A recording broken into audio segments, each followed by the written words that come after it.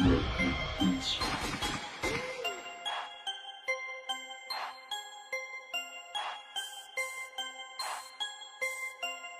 at this. Look at this. People actually believe that there is a car floating around out in space. Well, I think it looks so ridiculous and impossible. And you can tell it's real because it looks so fake, honestly. We'd have way better CGI if it was fake. This is live on the air, okay?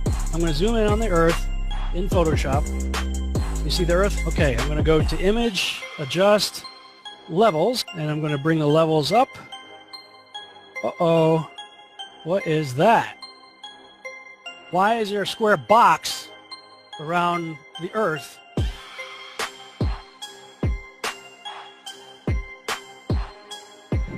It is Photoshop, but it's has to be. It is Photoshop, but it's has to be. It is the world that has been pulled over your eyes to blind you from the truth. What truth? That you are a slave, Neo. Like everyone else, you were born into bondage, born into a prison that you cannot smell or taste or touch. A prison for your mind.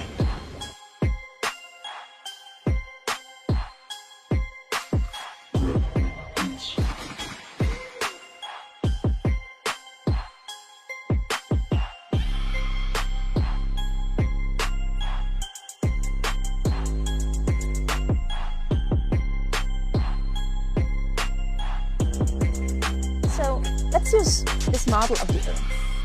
And let's enlist the help of a friend, Taxi. You might know her. Next segment, I'm going to show you how NASA grabs objects in 3D space, rotates them around, manipulates them. They can do this with water, with cloth, anything. And the cool thing about it is we can take what they're doing, what they're seeing with their contact virtual reality augmented lenses and put that on a separate video layer live.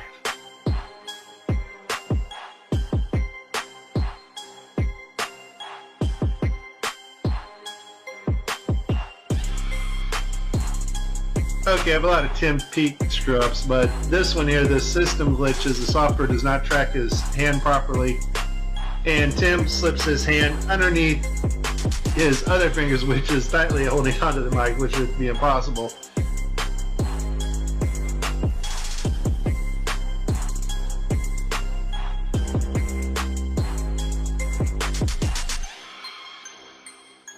You can tell it's real because it looks so fake, honestly. We'd have way better CGI if it was fake.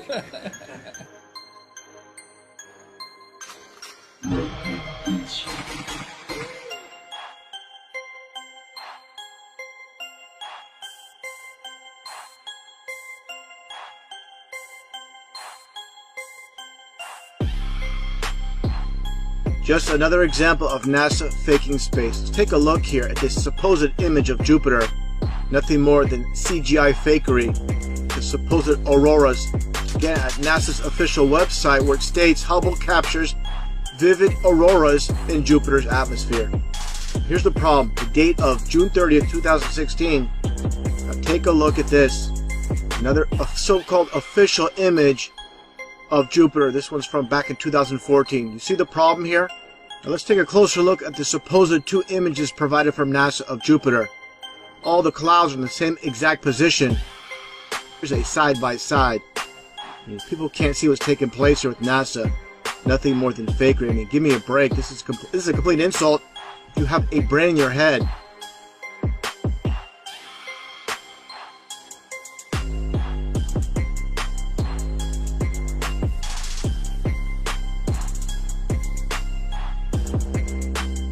Look like you're in a studio, maybe in Omaha, Nebraska or something. The shot is so clear. Is this a hoax? Are you really in space still? I don't know. We're going to have to do something for you. I want to do it. I know. Oh, yeah, I can do that. Watch this. Is this a hoax? Are you really in space still?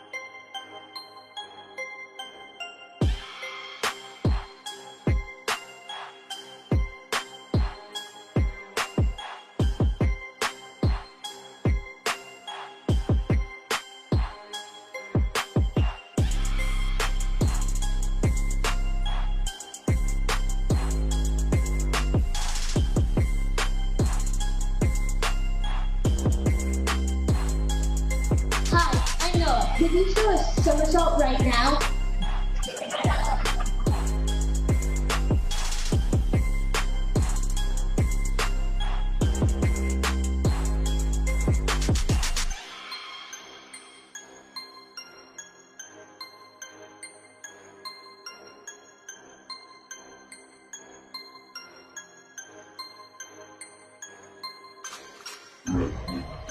Is this a hoax? Are you really in space still?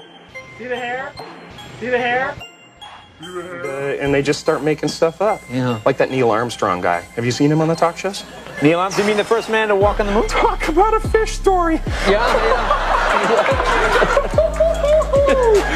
Man, and they're buying it. Oh, yeah.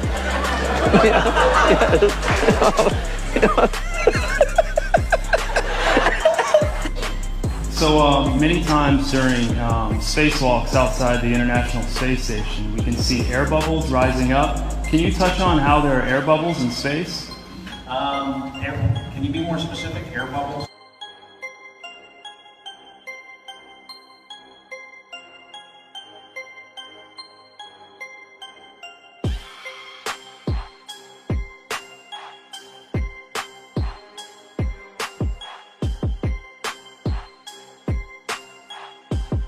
So yeah, like a lot of times during the footage, the NASA footage, you can see bubbles coming up out of the helmets or kind of from underneath you. How do you explain bubbles in space? Yeah, I'm not sure exactly what you're talking about. Now sometimes you get water in the helmet, and it comes. It's either from sweat or from the cooling garments, and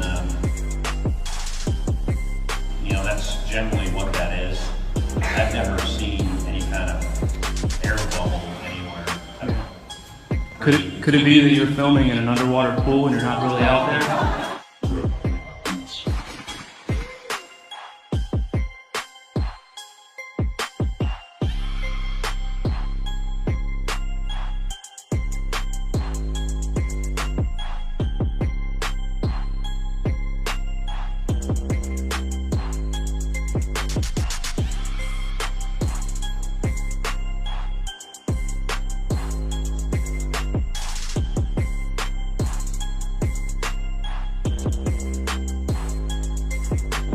Let me tell you why you're here. You're here because you know something. What you know you can't explain, but you feel it. You felt it your entire life. That there's something wrong with the world. You don't know what it is, but it's there, like a splinter in your mind, driving you mad. You're a coward and a liar and a thief.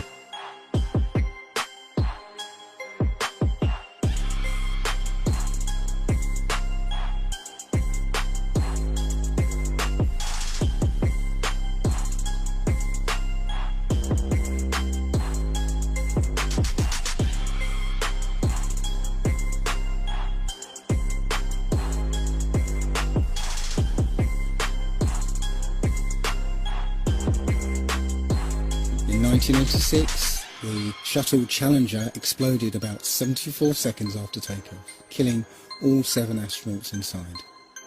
Or did it? It turns out that 6 of the 7 are still alive and kicking today. Ellison Onizuka, claims to be his identical twin brother, Claude. Yeah, I've got an identical twin brother, Claude, too. The Challenger pilot, Mickey Smith, hasn't even bothered changing his name. He's now Professor Michael J. Smith of University of Wisconsin. Now, Krista McAuliffe was a bit of a sneaky one. She was the Challenger payload specialist, quite famous for being a teacher. It turns out during her astronaut days she was using her middle name, Krista, and now she goes by her first name, Sharon. The Challenger commander, Francis Richard Scobie, is now Dick Scobie, which sounds like a rather unpleasant disease.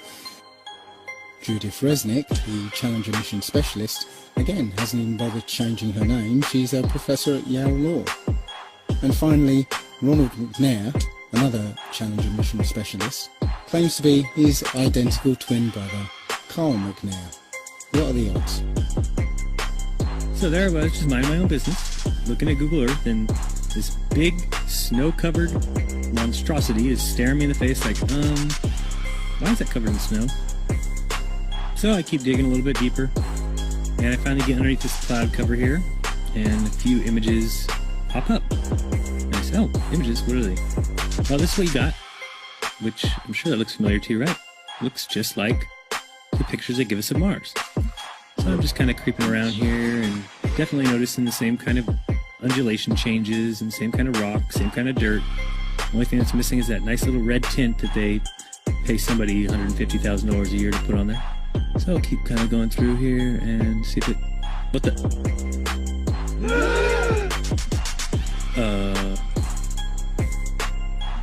Yeah. So, I got another truck. Oh yeah, it says NASA. What's that say?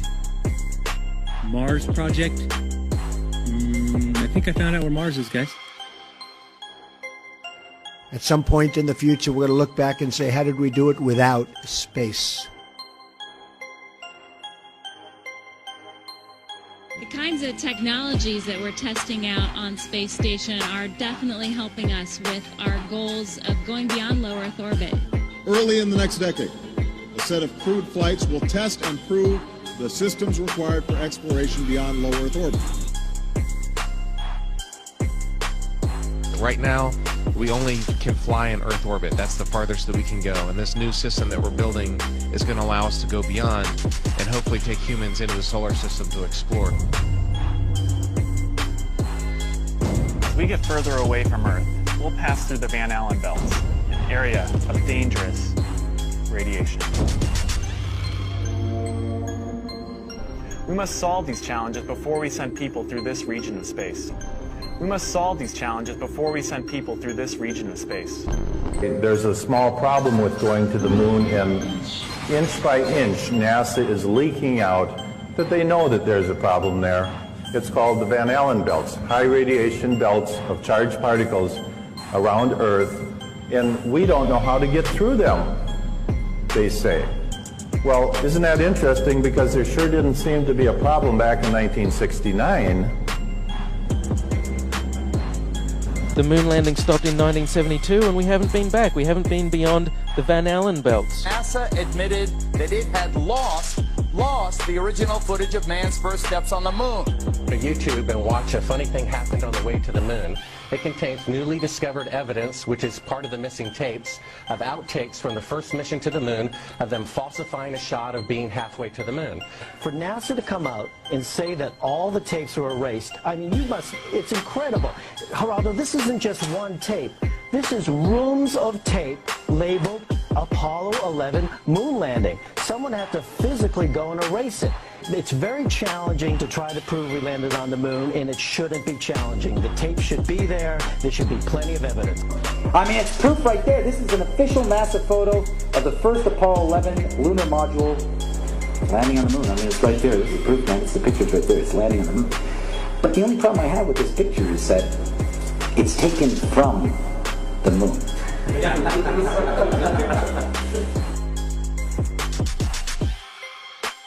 People who believe they saw the landing on the moon because they heard it on the radio.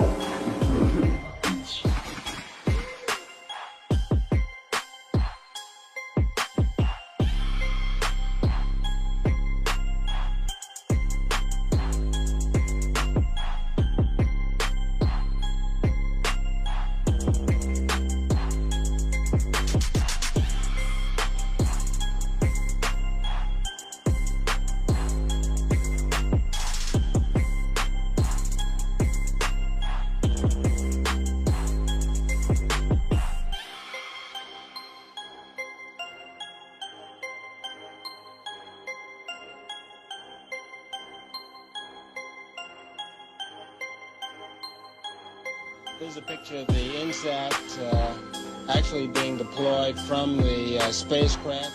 Did you see it in the background? There was a guy in the background, man. I'm not kidding you.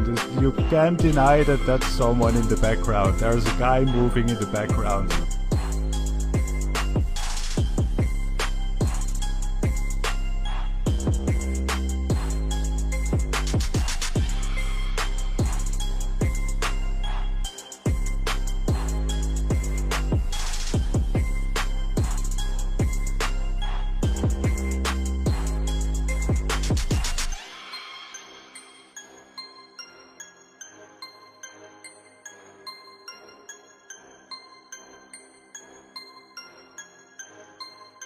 And I'll tell you, just if nothing else, here's why you can tell they're not fake.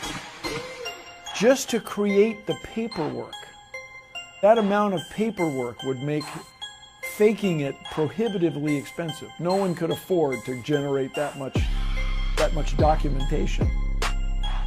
All of that happened in a little town called York, Maine, across the United States from where we're talking to you right now. Across the United States from where we're talking to you right now. My research of the last year has led me to the conclusion that not even low Earth orbit is possible, that the International Space Station is a hoax, and all manned space travel is fake. First though, let's have a look at the International Space Station. I want to talk about some of the anomalies I see there. For the inside of the International Space Station, there are a couple of zero-gravity tricks that they use to fake it. The first is they have a complete mock-up of the International Space Station built on the inside of an airplane. And that airplane does a bunch of rises and falls. It does an upside-down parabolic trajectory, and that simulates zero gravity. The other main way they simulate the zero gravity is with suspension in front of a blue screen. And they use that trick for extended periods of time, for longer than 45-second segments. But they can't move around as much. They can't do the acrobatic flips and rolls in the extended mode. So there's full motion mode where they can fully move around, and that's faked in a plane. And then there's suspended or extended mode where they're suspended by wires in front of a blue screen. They don't move around as much, but they can make the scene last for a longer period of time. The extended mode is much quieter than the full motion mode. In full motion mode, you can actually hear the sound of the jet engines, the engines of the airplane. In every single scene of full motion mode, in every segment of the International Space Station, you can hear this loud sound, the sound of the jet engines. You could argue that it's the air conditioning system. Not even an office air conditioner is that loud. And why is there a loud sound in every segment of the International Space Station?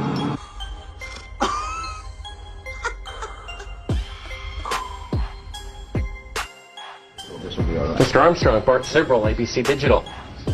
Wanted to give you the opportunity to swear on the Bible that you walked on the moon. Will you put your left hand on the Bible and swear to God that you walked on the moon? You have $5,000 cash. You can give it to charity if you swear on the Bible that you walked on the moon. Please, I have the tape. That'd be fine. Why don't you swear to... Why not? Why won't you do it?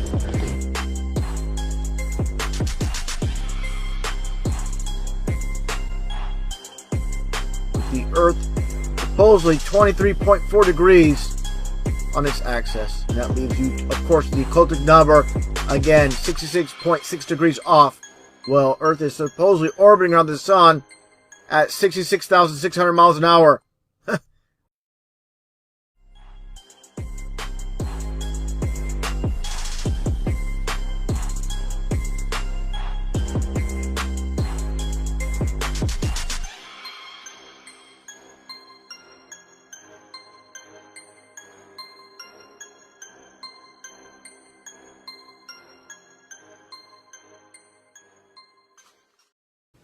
And if you are taught how to observe, you cease to observe. You ever look in the flat Earth?